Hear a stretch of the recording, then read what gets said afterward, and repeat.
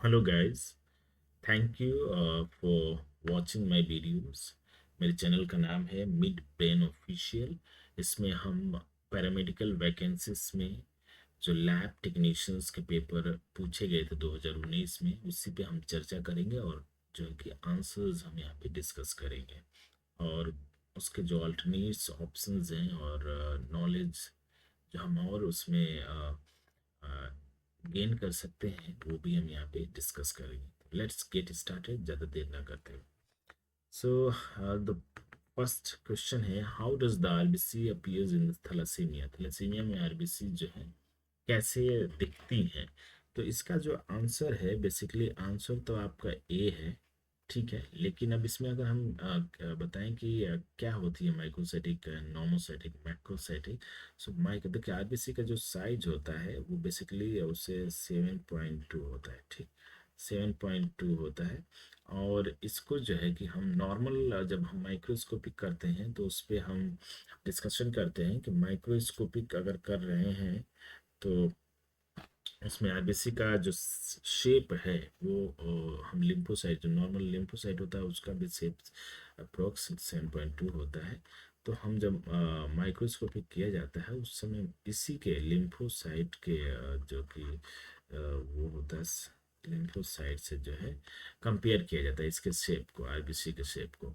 तो अगर लिम्फोसाइट के स्मॉल लिम्फोसाइट, इसमें भी स्मॉल लिम्फोसाइट है, नहीं कि किसी भी स्मॉल लिम्फोसाइट, तो इसके बराबर है तो मतलब नॉर्मल है। बट अगर इससे इसके लिम्फोसाइट से अगर साइज कम हो रहा है तो उसको हम माइक्रोसाइटिक कहते हैं। और नॉर्मोसाइटिक का मतलब तो नॉर्मल है ना। एंड माइक्रोसाइटिक एंड मैक्रोसाइटिक मतलब अगर इससे लिम्फोसाइट से अगर साइज बड़ा दिख रहा है तो हमारा ये मैक्रोसाइटिक, मैक्रोसाइटिक आपका ऐसे होता है। इसका आंसर तो आपका ये हो गया। फिर नेक्स्ट देखते हैं, what are the hepatitis viruses screened in the donor blood। So basically B and C जो है कि डोनर ब्लड के लिए स्कैनिंग किया जाता है, डोनर ब्लड ब्लड के लिए।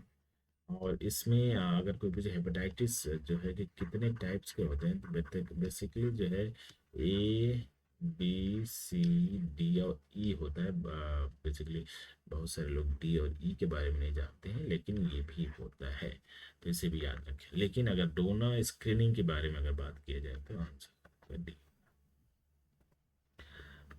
What is the media used for primary plating to the culture tubercle bacilli. So इसका जो आंसर है वो लोवेंस्टीन जेंशन मीडियम है, और इसको कुछ लोग एलजे मीडियम भी बोलते हैं, और बहुत जगह ऑप्शंस में भी आता है कि एलजे मीडियम, तो इसमें कंफ्यूज नहीं होना है। दिस इज द आपका आंसर। बाकी ये भी आपका एक कल्चर मीडिया है, मैकॉन के अगार, चॉकलेट अगार भी कल्चर मीडिया है जिसमें बैक्टीरिया कल्चर किया जाता है। बट जो आपका आंसर है वो ये है। Viral disinfectants include. तो आपका ये दोनों वायरल डिसइंफेक्टेंट हैं, मतलब कि हम ये क्लीनिंग पर्पज से यूज करते हैं, जिसमें हम वायरस को किल करते हैं, बैक्टीरिया को किल करते हैं। तो दोनों जो है कि यूज होते हैं। जैसे कि सोडियम हाइपोक्लाइट जो है कि 1% यूज होता है बेसिकली।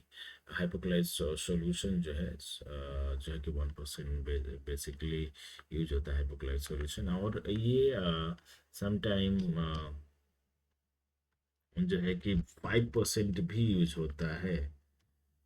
तो 5% यूज होता है बेसिकली जो है कि कहीं ब्लड स्पिल हो गया है तो उस कंडीशन में हम 5% भी यूज होता है। हाईली रिस्की एरिया है वहाँ पे यूज करते हैं।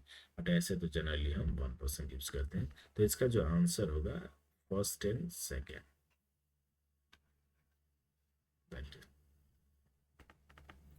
Which test cannot be performed on a serum sample। Serum samples में बेसिकली क्लोटिंग फैक्टर्स नहीं कर सकते, इसका आंसर ये होगा। बिकॉज क्लोटिंग फैक्टर्स इन्वॉल्व हो चुके होते हैं सीरम में, क्योंकि जब ब्लड क्लॉट हो जाता है तो इसमें हम नहीं कर सकते। ऑप्शन आपका ए है। बाकी तो ये सब कर सकते हैं, आपका विटामिन B12, लिपिड और iron. What is the technician expected to wear while entering the hospital? So इसमें जो all of the above answer होगा, जैसे कि कोट यूज कर सकते हैं, आईडी यूज करते हैं। पीपी क्या होता है? So the personal protective equipment बोलते हैं इसको, इक्विपमेंट। ये इसमें इंक्लूड होता है, आपका कोट होता है, आईडी होता है, gloves, hand gloves, mask and glasses and the head cap, ये सारी चीज़ें इसमें इंक्लूड है। This is important. पीपी का फुल फॉर्म ये होता है, और इसमें क्या क्या चीज़ें इंक्लूड होगी। बाकी इसका आंसर जो होगा all of the above. What is an anticoagulant used for complete blood count? So CBC बोलते हैं हम इसको, एंड CBC के लिए बेसिकली ये आंसर तो बी होगा। टी ईडीटी हम यूज करते हैं। अमोनियम ऑक्सलेट क्या है? अमोनियम ऑक्सलेट बेसिकली जब हम हीमोसाइटोमीटर पे, हीमोसाइटोमीटर मतलब बेसिकली हीमोसाइटोमीटर एक आपको एग्जांपल है निबाग चैम्बर। निबाग आपको निबाग चैम्बर के बारे में पता है, निबाग चैम्बर के बारे में आपको पता होगा। इस पे सेल्स काउंट होती हैं, तो उस पर्पज से अगर हम यूज करते हैं तो अमोनियम ऑक्सिलेट एंटीकोगुलेंट का यूज होता है। वो भी जो है कि प्लेटलेट काउंट के लिए, क्योंकि इसका मॉर्फोलॉजी जो है प्लेटलेट काउंट्स के लिए, इसका मॉर्फोलॉजी जो है मेंटेन रहे। किसके? पीएलटी के लिए। पीएलटी मतलब प्लेटलेट काउंट की मॉर्फोलॉजी मेंटेन रहे। तो हीमोसाइटोमीटर पे अगर काउंट करना है सेल्स को तो अमोनियम ऑक्सिलेट का यूज होता है। बाकी सोडियम साइट्रेट आपका पीटीटी, ये पीटीटी, ये जो टेस्ट है इनके लिए बेसिकली टीटी और D dimer, D dimer, D dimer के लिए यूज होता है। डी डाइमर, डी डाइमर के लिए यूज होता है। डी डाइमर के लिए यूज होता है। एंड आपका हेपेरिन जो है कि basically ABG, that is arterial blood gas के लिए यूज होता है। एंड कुछ स्पेशल टेस्ट है जैसे कि टीबी गोल्ड, टीबी गोल्ड के लिए यूज होता है। लेकिन इसका आंसर जो होगा आपका बी। ठीक, next, where is acetylcholine present? So इसका आंसर जो है न्यूरोमस्कुलर जंक्शन में जो है कि प्रेजेंट होता है। इसमें जैसे कि CNS, PNS और autonomic nervous, ANS, ANS। CNS मतलब central nervous system, nervous system. PNS is peripheral nervous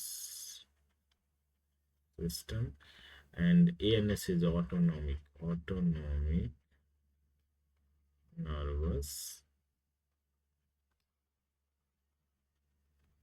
nervous system। तो PNS जो है पेरिफेरल नर्वस सिस्टम के अंदर ही जो है कि न्यूरो मस्कुलर जंक्शंस होता है। तो इसका ऑप्शन जो है डी। हालांकि जो एसिटिलकोलाइन प्रेजेंट लोकेशंस आपका CNS भी है, PNS है। CNS सेंट्रल नर्वस सिस्टम भी है, PNS पेरिफेरल नर्वस सिस्टम भी है, NS ऑटोनॉमिक नर्वस सिस्टम है। लेकिन PNS के अंदर जो है आपका न्यूरो मस्कुलर जंक्शन होता है। तो आंसर आपका ये correct. What is the retention period in years of for the bone marrow records? तो इसका आंसर जो है कि 7 साल के लिए रखते हैं bone marrow records के लिए। Next question, how is the platinum loop sterilised? तो इसका आंसर बेसिकली डी है इस केस में। जनरली क्या होता है कि हम बंसन बर्नर पे जो है कि फ्लेमिंग के तहत रेड हॉट हम लूप को हम रेड हॉट करते हैं।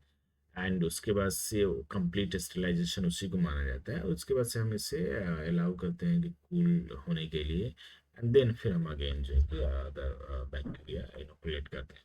लेकिन एक केस हमारा होता है कि जैसे हम कभी ज़्यादा बैचेस में स्टेराइल कर रहे हैं, अगर बैचेस में, तो उसमें हम हॉट एयर ओवन का यूज करते हैं 160 डिग्री से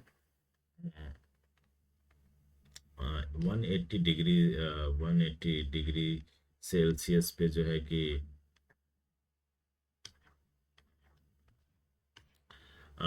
1 से 2 घंटा, 1 से 2 घंटे के लिए हमारा स्टेलाइजेशन होता है। And that uses in the batches. So hot air oven का यूज वहाँ पे किया जाता है। ठीक है, तो इसका आंसर आपका डी होगा। How is blood transported from camps, तो कैंप्स से ब्लड कैसे ट्रांसपोर्ट होता है, तो बेसिकली इसका आंसर सी होगा। और जो कि ब्लड ट्रांसपोर्ट कंटेनर्स होते हैं, बॉक्सेस होते हैं, ब्लड ट्रांसपोर्ट बॉक्सेस हमारा यूज होता है, ब्लड ट्रांसपोर्ट बॉक्सेस यूज होता है या कंटेनर का ये। इसमें 4 to 8 डिग्री सेल्सियस का टेम्परेचर मेंटेन होना जरूरी है, 4 to 8 डिग्री सेल्सियस का टेम्परेचर। सो इसमें हम ट्रांसपोर्ट कंटेनर्स में ब्लड को ट्रांसपोर्ट किया जाता है। Next question, which reagent is not routinely used to preserve tissue in a life like manner, so basically formic acid जो है नहीं यूज होता है टिश्यू प्रिजर्वेशन के लिए। बाकी आपका 40% फॉर्मेल्डिहाइड ये यूज होता है, जेंगस फ्लूइड भी हमारा टिश्यू के लिए यूज होता है, एंड बोइन फ्लूइड भी हमारा टिश्यू प्रिजर्वेशन के लिए यूज होता है। तो जो आंसर है फॉर्मिक एसिड जो कि टिश्यू प्रिजर्वेशन के लिए यूज नहीं होता है। Next question, what is the colour use to label poisonous chemicals, तो पॉइजनस केमिकल को लेबल करने के लिए जो हमारा कलर यूज होता है, येलो भी होता है, ग्रीन भी होता है, रेड भी होता है, ब्लू भी होता है। तो इसमें ऑप्शन सारे सही हैं, तो ये ऑप्शन जो है इसका नंबर सबको मिला था, क्योंकि इसमें कोई वैसा ऑप्शन नहीं है जो कि इसका आंसर बन सके, क्योंकि पॉइजनस केमिकल के लिए तो सारे ऑप्शन यूज होते हैं, सारे कलर्स कोडिंग होते हैं, yellow green red. Next question, all correct, so इसमें सबको नंबर इक्वली मिला था। How is protein free filtrate prepared, so basically इसका आंसर जो है कि ए है, टंगस्टिक एसिड। ये एक प्रेसिपिटेटिंग एजेंट है, प्रेसिपिटेटिंग एजेंट है ना। और जिससे कि हम प्रोटीन फ्री फिल्ट्रेट प्रिपेयर कर लेते हैं। ऑप्शन है, विच one of the following is not a fungi, तो फंगाई कौन सा नहीं है, इसका आंसर डी होगा, क्योंकि क्लोस्ट्रीडियम टिटानी एक बैक्टीरियल डिसीज है, एंड बैक्टीरियल डिसीज में जो है कि ये टेटनस टेटनस जो होता है ये आपका इसी क्लोस्ट्रीडियम टिटानी की वजह से ही होता है, और बैक्टीरियल डिसीज है, तो इसका ऑप्शन डी होगा, जो कि एक बैक्टीरिया है, फंगाई नहीं है। बाकी आपको पेंसिलिन, ये इटैलिकम, क्रिप्टोकोकस एंड कैंडिडा एल्बिकन्स सारे fungi. Next question, which one of the following is the principles of an autoclave, autoclave का principle always is the steam under pressure, and this is the answer। and next question, which one of the following is an indicator, indicator आपका कौन सा होता है, तो litmus paper होता है, ये इंडिकेटर की तरह से यूज होता है। देखिए पीएच अगर इसमें थोड़ा सा हम डिस्कस करेंगे, लेस इससे कम है और इससे ज़्यादा, इससे कम होता है तो बेसिक बोला जाता है, बेस है, और इससे ऊपर है तो अल्कलाइन है, अल्कलाइन, ठीक है। ये होता है आपका न्यूट्रल, ठीक है, ये होता है। तो इधर पीएच के बारे में बता दिया, जिसको कलर के हिसाब से चेंज हो जाता है, बट ये नॉर्मल न्यूट्रल होता है जब pH 7 होता है, तो इससे कम बेसिक होता है, और उससे ऊपर होता है अल्कलाइन होता है। नेक्स्ट क्वेश्चन आपका, which of the following organ fails when serum creatinine is 10 mg/dl, अगर इतना ज़्यादा अगर क्रेटिनिन है तो इसका जो है कि किडनी, इसका आंसर होगा किडनी, किडनी इसका आंसर होगा। बेसिकली क्रेटिनिन का जो नॉर्मल रेंज होता है वो 0.6 से 1.20 mg/dl होता है, लेकिन in case of higher creatinine, kidney जो है कि रिस्पॉन्सिबल होता है कि हाई हो रहा है, किडनी किडनी फेलियर्स के चांसेस होते हैं। इसका आंसर डी होगा। Which one of the following is synthetic dye, synthetic dye कौन सा है, तो इसका answer eosin is a synthetic dye. बाकी आपका जो है कि सेफ्रॉन एंड हेमाटॉक्सिलिन ये सब नेचुरल डाई है, नेचुरल डाई है, that is the natural die.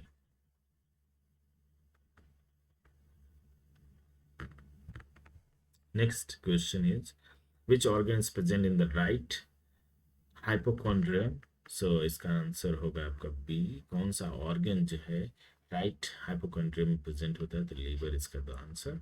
और इसी के साथ हमारे क्वेश्चंस आज के ख़त्म होते हैं and thank you for watching my videos. I will keep making other videos also on the topics of lab technicians and the paramedical examinations. So keep watching my videos and thank you for watching and take care. Bye bye.